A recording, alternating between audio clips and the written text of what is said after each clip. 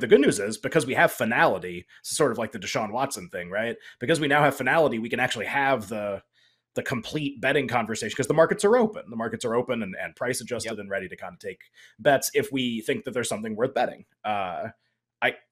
We could really actually start, honestly, anywhere you want. I mean, the win total is probably the longest conversation, but maybe it's title. What would you do now? Conference. What would you do now? Do you think they're properly placed?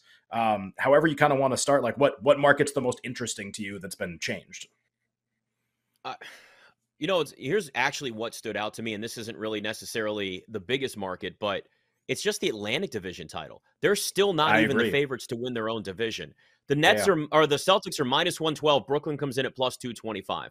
And by the way, you have Philadelphia there at plus 350 with James Harden. I don't know if you saw Ken, but he's been working out. He's got some sweaty, shirtless pictures out there, which means me too. James Harden is in great shape now. So I actually do think this. I think the Sixers are going to be a better team. They made some improvements this offseason. But if you're looking at where the Nets are, you've got a lot of talent on this roster. But what's the biggest concern been? It's been chemistry. It's been consistency. It's been, Kyrie Irving actually being out there every night. Kevin Durant also staying healthy. So, you look at the Atlantic Division alone right now, and they're not even regarded as the best team in their division. And I agree with that because we know what we can get from Boston. The Celtics have already been to the NBA Finals, and they improved their shooting and playmaking and went and made the additions that they needed to make this offseason. So I have no problems with Boston still being installed as the heavy favorite to win the Atlantic Division. There's some value, obviously, for the Nets at plus 225, but it's not something that's wild. To me, that's more of just a sign of where the market sees the Nets, even with that talent right now.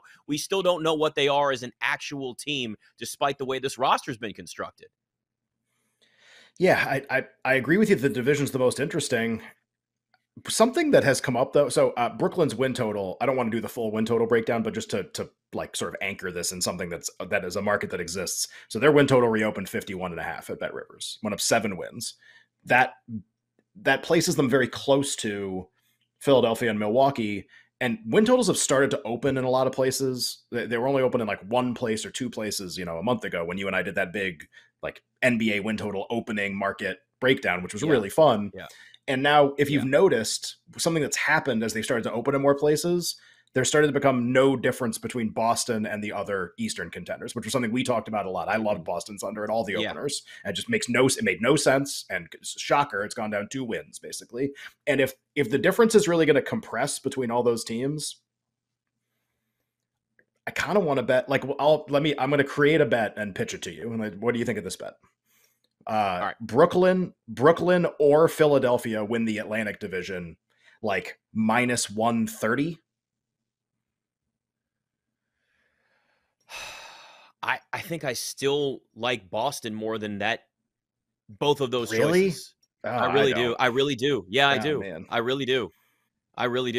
Because here's the issue. Although the Nets will likely be better defensively as long as Ben Simmons is also the question. Does he play a full season? I just have more confidence in, and I know the Celtics were extremely healthy last year, which was a big help for them.